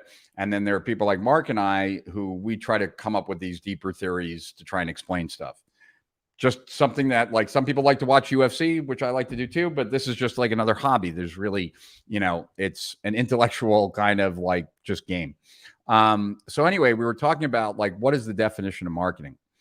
And, there's a million definitions. So we're just trying to come up with different ones. And one of the ones that we kind of both liked a lot was this idea that if you sell a product that you believe in, not that you believe in it because you sell it, but you sell it because you believe in it, then you believe that it would be beneficial for your prospects. That's why you're selling it. Your prospects don't necessarily believe it would be beneficial for them. That's why they're not buying it. So something that you've experienced, right? Something you've learned, something you've come across, something led you to the belief that this would be beneficial, right? For you or for your prospects. And one way to think about marketing is to give your prospects a abbreviated, accelerated version that led you to that conclusion. So you can look at like the Internet Business Manifesto, and it is in a way like how I became convinced that people needed to understand business in order to thrive online, because then they'd be able to do project management correctly. They'd be able to outsource correctly. They'd be able to do a lot of things that they weren't doing correctly then, right? And so I do research in a way where I am looking to find epiphanies for myself, knowing that if I can find stuff that causes an epiphany for me, I will also be able to provide it for others. And so I look at my experience that led me to the conclusion. Plus, when I'm doing my research, I'm looking for anything that gives me an epiphany, because I know that creates a positive charge, like moving forward. When you figure something out, you then want to do something with it, whether that's tell other people, hence why my reports went so viral, or you actually move one step closer to buying, because that's another action that you could take with this new epiphany, that you're now finally going to solve this. You're finally going to take action. And so when you think of epiphany or aha or revelation, right? That's another way that I kind of talk about it. If you've ever heard me talk about revelation before explanation, the idea is that before you actually describe what it is you want people to think, you lead them to that thought with the hope that they have the revelation, they have the epiphany, they have the aha. Right? Then only after you feel like it should have happened do you actually say it. Because once you say it, right, now it's your idea. But if they thought it first, now you're just confirming their idea, which is 10 times more powerful, right? But not everyone is going to get it. Some people aren't paying attention as closely as they should. Some people just are not that smart. And so that's why you give the explanation after, just to make sure that, one, the people who got it, you want to confirm their belief. Two, the people that didn't get it, you want to at least introduce it, so maybe they will believe it, right? So that is just some information as it relates to epiphanies. What you really want, like when I'm doing this, right? If we kind of think about some of my reports, like the epiphany in a certain way would be like the belief, right? For me, because like this is why the prospect is experiencing this problem in the world, right? So generally the epiphany that I'm giving people is about the deeper cause. That deeper cause would then be the thing that allows them to see their behaviors in the world. But the reason why they are displaying those behaviors is because of that deeper cause, right? So that's where I come, right? Dr. Vogelman said, Jarvis says this about epiphanies in fifth grader language. Because you can have it rewrite as a fifth grader. An epiphany is an idea. You think about something and suddenly you know what it is. Cool. Epiphany can only be through stories. No, it can't. You can actually get an epiphany through teaching too, just straightforward teaching. It's easier, I would say, in stories. But yeah, I'm going backwards. So green helps you wake up and red helps you go to sleep, and lighting in your studio. Yes. That's true. Red helps you go to sleep. Green wakes you up. Blue also keeps you awake. Epiphany sounds like a big word reminiscent of religion. How many fifth graders will be able to explain it? Yeah. There was this book. It's on my bookshelf. I never read it, but it's called Revelations and Mazeways, and it was about the like preachers that would travel around, in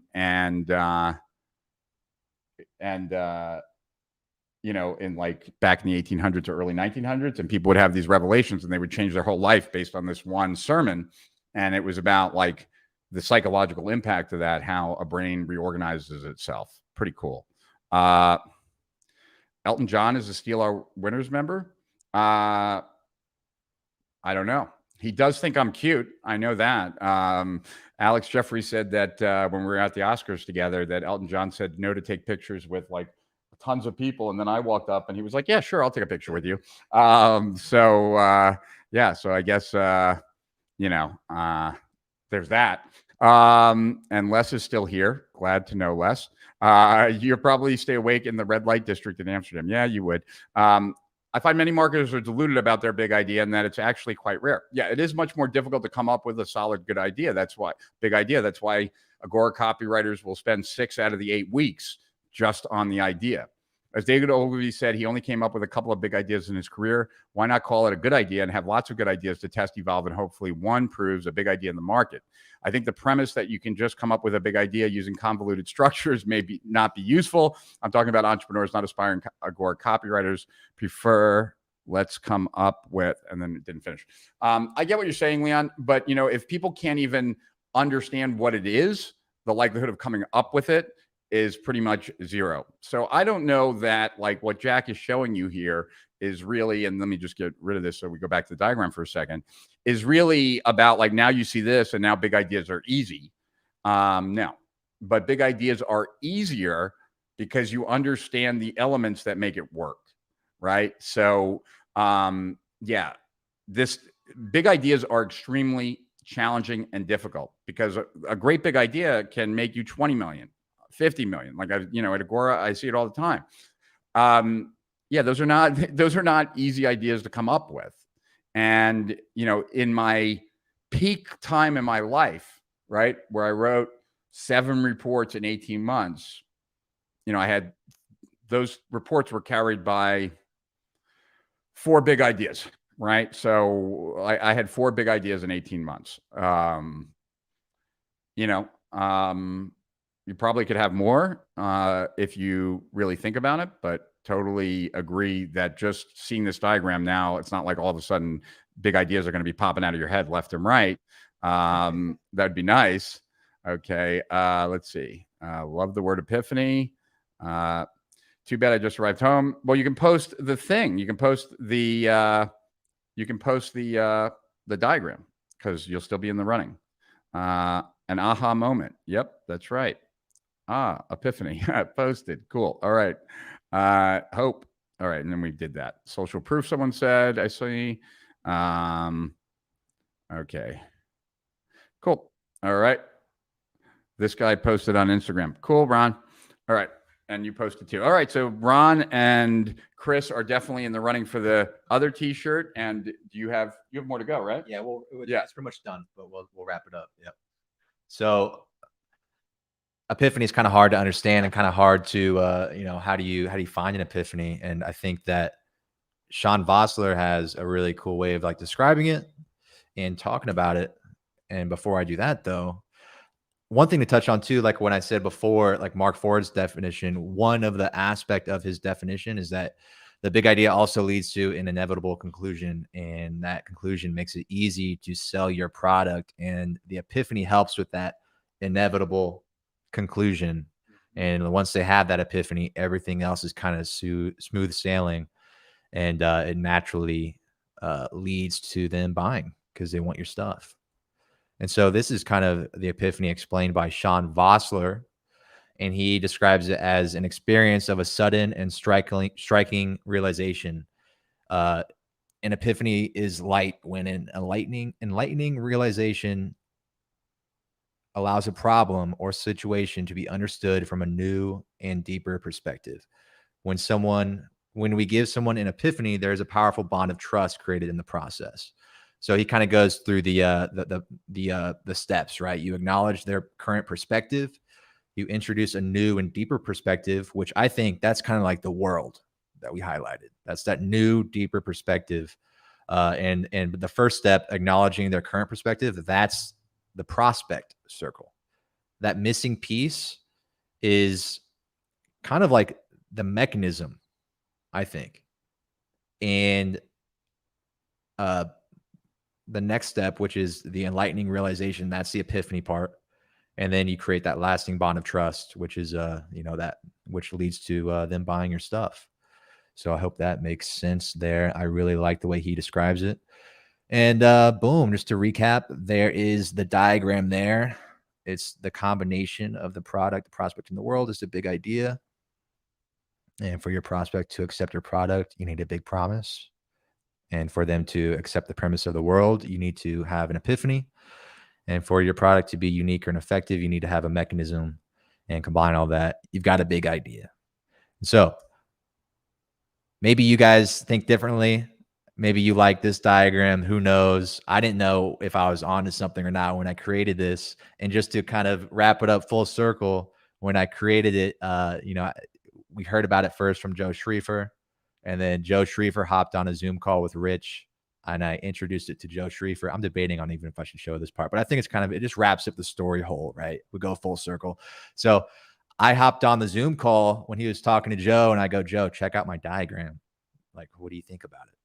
And then this is what he said. He said the other definition when he of a big idea is when he looks at it and he's jealous that he didn't think of it. And he said he looks at that right now and it's better, and he's jealous he didn't think of putting those things there. So that's the end of that, guys. I hope everyone likes it. And that's the big idea visualized. And that is it. You take over, Rich. I'll take over. So that was Jack, everyone. And so let's see what, give Jack some love by telling him what you thought of his presentation. And he's going to go to the restroom while I catch us up. And then I'll make sure that we actually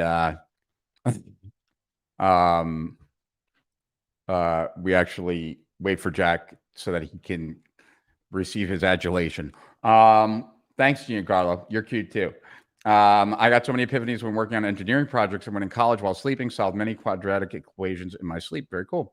So if you were to create a movement or a culture, would that necessitate coming up with a big idea? Certainly couldn't hurt. That's for sure. Yeah, certainly couldn't hurt.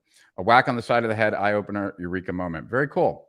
This guy posted Instagram. I think I saw it, Ron, and I think I added it now to my story. Very cool. I also saw yours, Dr. Vogelman.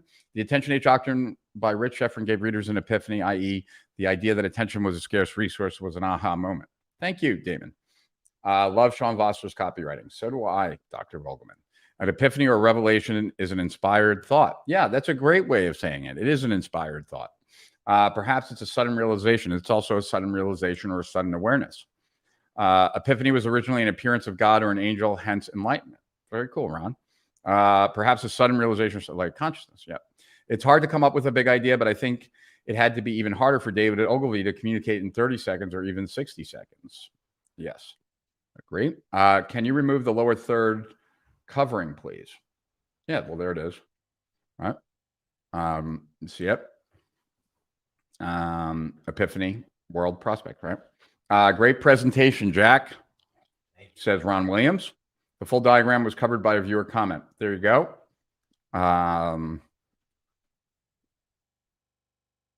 Thanks, Jack. Great job. Awesome, Jack. Well done. Daryl says, thank you, Jack. Cornell says, thank you, Jack. Hey, Rich, Jack, Mimboso Miyuki signing in from Tokyo. Very cool. Well, you're at the tail end here, Mimboso. Very insightful, Jack. Thank you. Super great insights. Thank you, Christy. Jack nailed it. Boom. So does Jack have a career as a live streamer? Is he the guy that I'm going to call to fill in for me on days when I can't make it? Neat Venn diagram. Thanks. Cool. Great job, Jack. Thanks, Renan says. Thank you, Jack, says Ebony. Wow. You're getting more comments than I've ever gotten. I'm sorry I missed the presentation. Will there be a replay available? Yeah, if you head over to YouTube, you'll be able to see it. That's our high ticket offer. Yeah. Black swans are global epiphanies. Yep, you would say that. Is Groove a big idea? Depends on how it's positioned. Yeah, it depends on how it's positioned, right? Great presentation. Thank you, says Fernanda Estrada. Cool. Don Corrington, thanks for your presentation, Jack. It's always nice to add more knowledge to my database. Thanks again. Oh, whoops, I skipped a few here. Yep, okay. Big idea, common sense and critical thinking is lacking in humans. In my opinion, epiphany for anyone. Ha ha ha. Okay, yeah, so that one. This came at a perfect time for Miyuki and I. Very insightful. Cool. Thanks, Jack. Much appreciated. You must feel relieved, Jack. Thanks for the epiphany. Thank you very much, said Ted. And thanks, Jack. That was killer good stuff, says James Healy. And Clark Cooper says, great stuff. Fun hanging out. Jack is a godsend. Well, there you go. Very cool, guys. So as we kind of wrap this up, we got like 15 minutes. If you guys have any questions for either me or Jack as it relates to this, and as we're waiting, Jack, this diagram was my epiphany. Very cool. Let's see, thank you, says Hugo. Cool. So as we're kind of waiting for some questions to pop up, let me just see. I've got, okay, these are some notes of mine. So I'm looking at, did you cover all these? What's this from? I can't remember. I don't know. I've seen this before. Might be from Todd's, or it might be from AWAI. John Ford's presentation. Yeah. So one big idea, targets emotion, has instant appeal. What? I can't present it because it's like, it's original, it's timely, taps momentum or mass desire, has depth, and can be tightly expressed, right? That's one slide from John Ford's presentation. It has 3 dimensions. The 3 dimensions of the prospect's mind. So we're looking at the blue circle. How your prospect justifies his way of life, what your desires, that's the beliefs, right? What your prospect justifies his way of life. Desires, what your prospect deeply wants or desires or needs. And identifications, how your prospect craves to be or feel, right? So as we look at the 3, and let's see, like as we come on here, as we look at the prospect here, like those 3 want to be there. And okay, this is from the Agora Bootcamp. Prospect, desires, and or fears, the world, big news, coming event, revelations, predictions, etc. Product, newsletter or service, editorial theme, and content. And from that, they developed the Opealometer. And I think the rest are like notes that I've taken on Todd's stuff, so I don't want to share all that. All right, so let's see what people have to say here. Does Jack have a second name? Do you have a second name? Wade. Jack Wade. Need an AI script to write copy based on this. Yeah, that's a little bit difficult, at least right now. Does an epiphany have to be validated?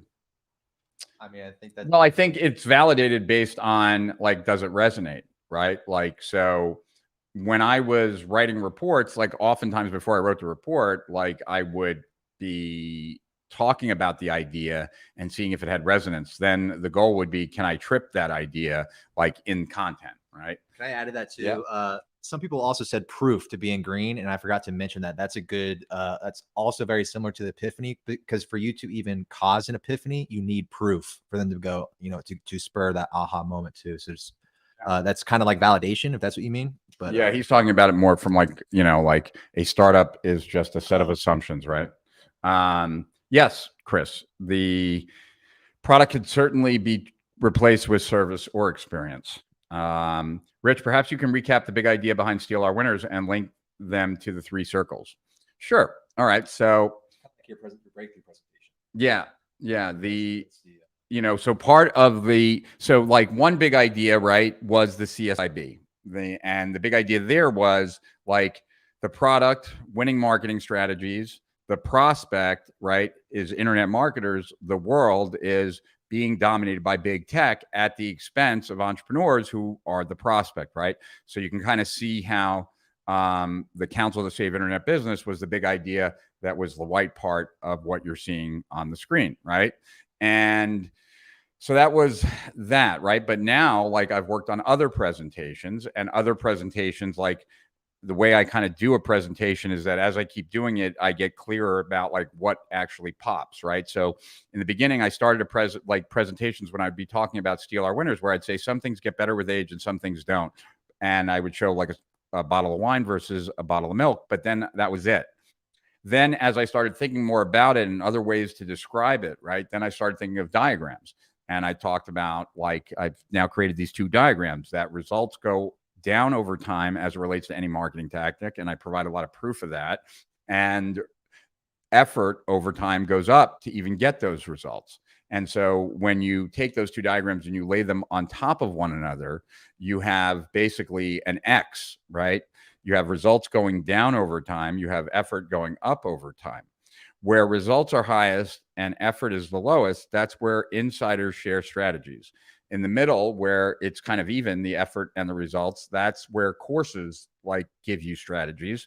And where the outdated strategies are, where it requires a lot of effort and you get, you know, a lot of effort, minimal results, right? That's like fake gurus, forums, etc., right? And so like this now starts to set up a bigger idea for Steal Our Winners, right? That part, now I can take it even further by talking about the prospect and the challenges that happen when you don't get ideas at the beginning, but you get them in the middle or at the end. And the more I flush that out, the more it becomes a big idea.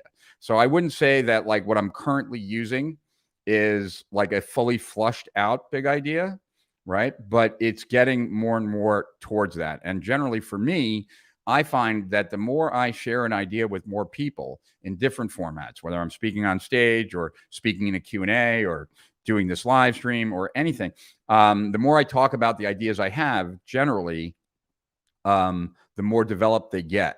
And the more developed they get, the more powerful they get. So like it really, from where I end up to where I start, it really, the beginning is a shitty first draft. Okay, let's see. Beautiful Jack. Thank you so much.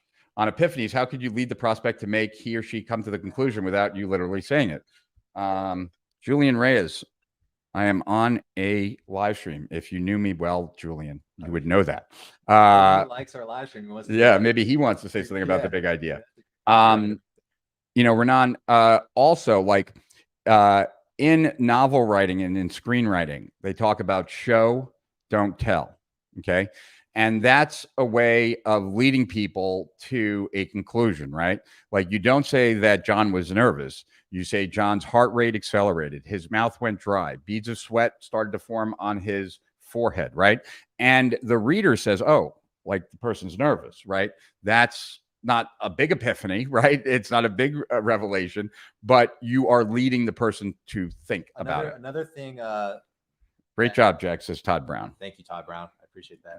Another thing to how you lead someone is you can use Joe's copy boarding process, and that kind of like, yeah, that's as far as like take all the objections, how to copy guide them through your sales argument. Yep. Marketing question: Reality and Advertising. Ross Reeves, great book. Advises to try and to reach a bigger audience with less message repetition. And now I hear marketing gurus advising to reach a smaller group of people with higher message repetition. What's your take on this? I think that, yeah, repetition is necessary. You know, what Russell Reeves is talking about is really mass marketing, you know, like melt in your mouth, not in your hands, like M&Ms and stuff like that. He developed that one. Or Avis, We Try Harder. Like those are the kind, right, that, that you could kind of put into the camp of what Russell Reeves is talking about. The offer to solve the pain and the problem. Todd is cool. Todd appreciates you, Giancarlo. He's cool. Yes, and I agree. I watched the SOW presentation with you and Jay Abraham. That chart was one of the reasons I bought. Made so much sense. So there you go. Thank you, Ben. So like that's what we're talking about, right? Like it was a way for me to now talk about a product, but in the right, like in a way where prospects could see the value. Now, it's certainly, like I said, it could be beefed up even more, and it will be over time. But when I'm presenting and I can see people like nodding their head, like when I'm doing it live in front of people, that's when I know, right? Like the reason why the cover of the Internet Business Manifesto had the U diagram on it is that when I presented in like from a stage, and I asked people like in the application to my coaching program, at what point in the presentation did you decide you needed to apply for this program? 95% said like the U diagram. And so like when 95% of the people that are applying for your program, like in, you know, or prospects, right, tell you that a specific graphic was the thing that got them to apply, then you know that you will have the seeds of a big idea right there, right? So let's see. Cool.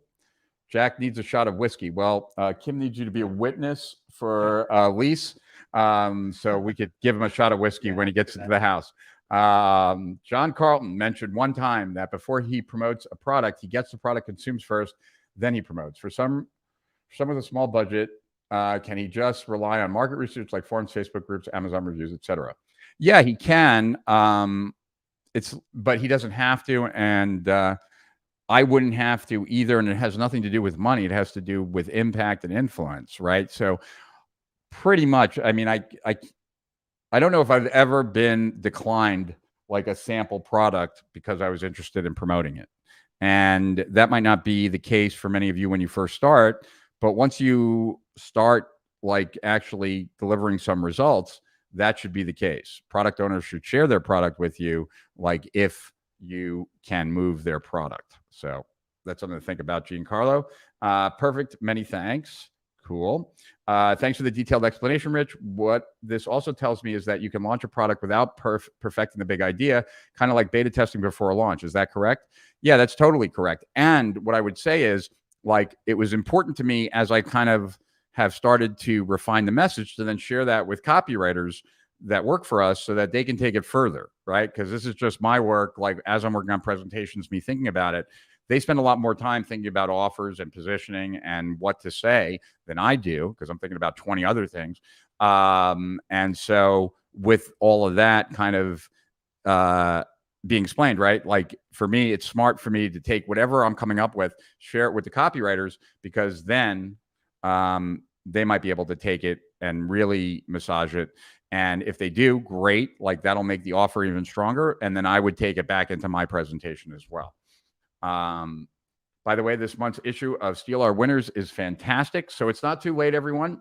As we wrap this, if you're watching on YouTube, please give it a thumbs up. If you aren't a subscriber, please subscribe, and always free to comment and share. And you can still post a picture with you in front of this diagram and post it to Instagram or Facebook, and do hashtag Steal Our Winners. And on Tuesday, we'll award some more t-shirts. The 4 of you that are in my story originally, message me. Well, you know what? Go into our Facebook group and tell us what size t-shirt you wear. So the 4 of you that I mentioned, those 4, tell us what t-shirt size you wear. And Ryan will follow up with you guys to make sure that you get the t-shirt. The U diagram was like a great print ad. Well, thank you, Leon. So if you're watching on Facebook, please make sure to join our Facebook group. Also, give a thumbs up, make a comment. Instagram is available for you, as well as Facebook, to post the picture of you with the diagram and us, and get your t-shirt. And if you're watching on LinkedIn, same applies to you. And I'll even look at LinkedIn for a picture as well. I will do that for Tuesday. And with that, guys, it was great having Jack here. He really lifted the heavy load tonight, so I could just kind of like be a fly on the wall and give my 2 cents every once in a while. Do you have anything that you want to wrap up with? No? All right, guys. So we'll see you again on Tuesday. This Saturday is Jack's birthday. It's Kim's birthday. And it's my friend Nicole Mulvaney's birthday. So 3 people I know all have the birthday of August 7th. And so Jack will be out of communication. And I know me and Kim will be out of communication. And I assume Nicole will be as well, as we all celebrate the August 7th birthdays. And that's it, guys. So happy birthday, Jack. And he'll have a great time. How old are you going to be? 28. 28. Wow. Wow. I remember when I was 28. That was a long time ago. And mine too. Wow. So we have a 4th person whose birthday is 8/7. Wow. Wow. Well, you're in very good company, Profit Partner LLC. Yes, the trifecta birthday, guys. So with that said, I'll see those of you who join me on Tuesday from 2 to 4 Eastern. And until then, to higher profits beyond, Jack and Rich signing off. And if you haven't gone through this month's Steal Our Winners, make sure to do that. We've got some great strategies in there. And until I talk to you guys again, adios. Yeah.